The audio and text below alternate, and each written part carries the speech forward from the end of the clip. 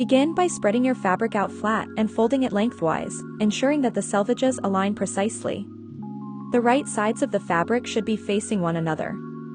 For in-depth guidance on proper fabric folding techniques, you can refer to Course 1. Position the back section of your pattern right along the fold of the fabric.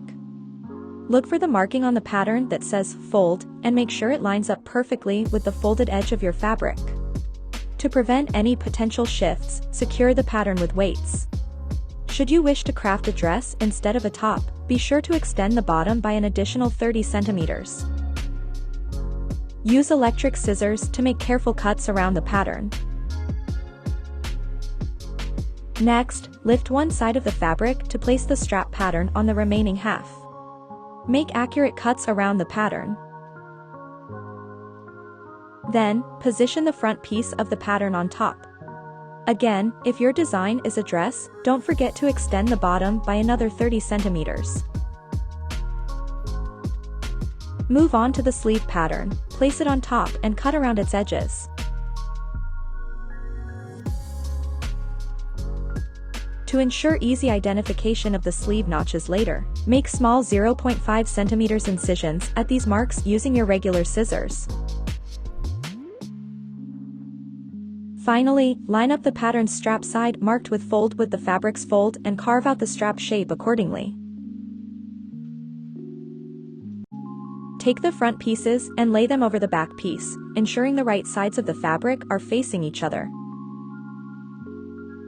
Pin along the left side and shoulders, and stitch them with a 1 centimeter seam allowance. Secure them further with an overlock stitch. Learn more about stitches in Course 1 and Course 2. Overlock the right seams of the front and back pieces separately. Align the pattern over them and insert 2 horizontal pins at the notches. Stitch along with a 1 centimeter seam allowance, but leave a gap between the horizontal pins. Iron the seam open, ensuring it lays flat. Lay one side of the front piece of the top on the ironing board, paying special attention to the curved edge. Ensure that the curve is naturally shaped and not stretched out. Take your interfacing tape, which has one side soft and the other adhesive. Iron the adhesive side around the curved edge, 0.5 centimeters from the edge. Take care not to stretch out the edges. Check with the pattern to ensure the fabric hasn't stretched. If it has, trim it back to size. After the interfacing tape is attached to the curved edge, it can no longer stretch. Repeat the process on the other side of the top. Fold the bias tape in half and iron it. Ensure one half of the bias tape is slightly wider than the other. Pin the bias tape to the top's right side, with the wider half of the bias tape on the inside of the top.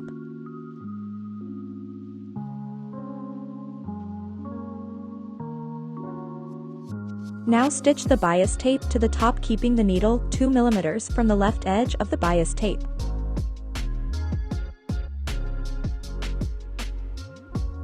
Once you've stitched the bias tape on, fold it to the inside of the top and stitch it down, again keeping the needle 2 millimeters from the left edge of the bias tape. Prepare the straps by folding them in half and pinning. Sew them starting at one corner, turning, and continuing along the length.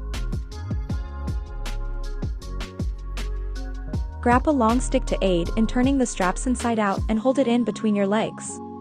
Hold one side of the fabric with one hand and the other side with your other hand, ensuring you have a good grip on both ends. Fold the fabric over the stick and roll it downwards towards the bottom of the stick. Continue rolling until the other side of the strap peeks through, allowing you to turn the strap inside out effectively. Iron the straps flat. Iron the top straight side 1 centimeter inward twice.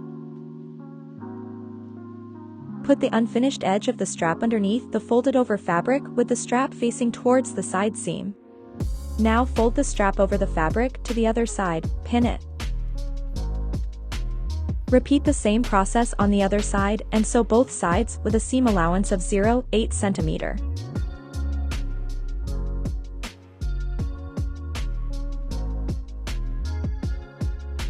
Fold the bottom of the sleeve up by 1 cm and press it with an iron to create a crisp fold. Fold the same edge over by another 1 cm, aligning it with the previous fold, and press it again with the iron to secure the fold. Repeat the same process for the other sleeve. Fold the bottom back open and put the two side seams on top of each other. The right sides of the fabric should be facing each other. Make sure the fold lines align. Stitch the side seams and finish them with an overlock stitch. Detach the removable arm of your sewing machine. Take the sleeve and fold the bottom edge back to align it with the existing fold lines on the sleeve. Slide the folded bottom of the sleeve around the arm of the sewing machine. Stitch all around the folded edge, using a seam allowance of 8 mm. Make use of a sewing magnet to assist you in maintaining a straight stitching line. Learn more about this in Course 1. At the end, leave a gap of 1 cm to put in the elastic. Measure the elastic by wrapping it around your wrist and adding 7 cm for the knot.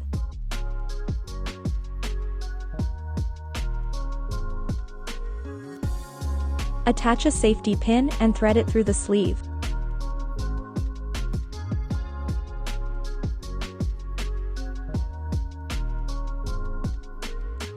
Knot the ends of the elastic together and close the gap with a stitch.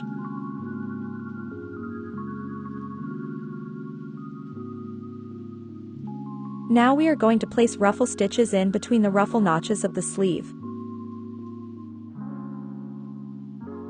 You make a ruffle stitch by putting the stitch length to the biggest size. In addition, it is very important to knot the back stitch at the beginning and end of the stitch and to leave the yarns long at the beginning and the end. We are first going to create a ruffle stitch with a seam allowance of 1 cm. Then we are going to put another ruffle stitch next to it with a seam allowance of 0.5 cm. Your stitches have 2 top threads and 2 bottom threads. Hold the top threads and gently pull to create even ruffles. Do the same on the other side until the ruffles are evenly divided.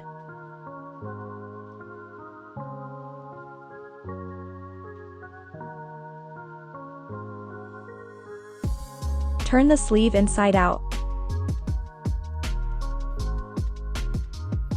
Insert the sleeve into the armhole, making sure the low notch is positioned at the front of the shirt. If the notch is not in the correct position, set aside the current sleeve and repeat the process with the other sleeve.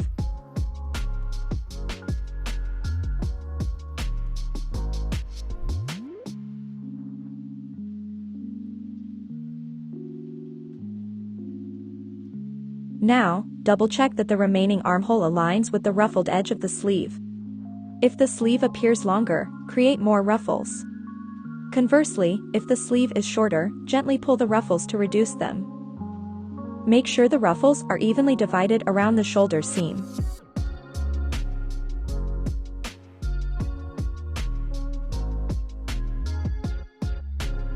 Pin it together. For the ruffled sections, it's helpful to insert the pins horizontally. This way, you can sew over them without having to remove them, which helps in keeping the ruffles in place.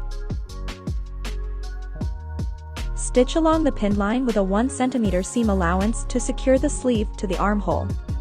As you reach the ruffled sections, ensure your stitch line is just inside the ruffle stitches to keep them concealed.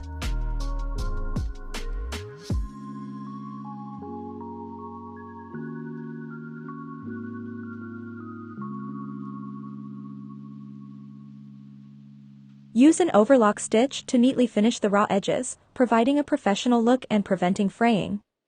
Follow the same steps for attaching the other sleeve.